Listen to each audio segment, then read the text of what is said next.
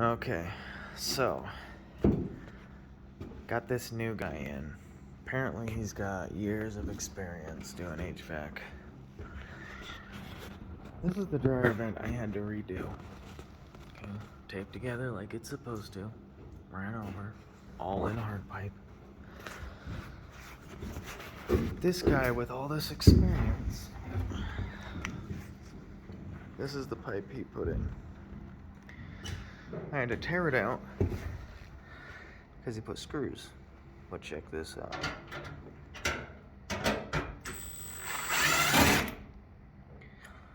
He put 1-inchers too.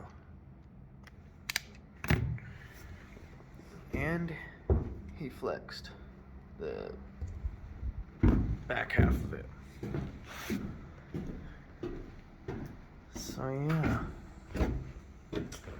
Wonder where he got his experience.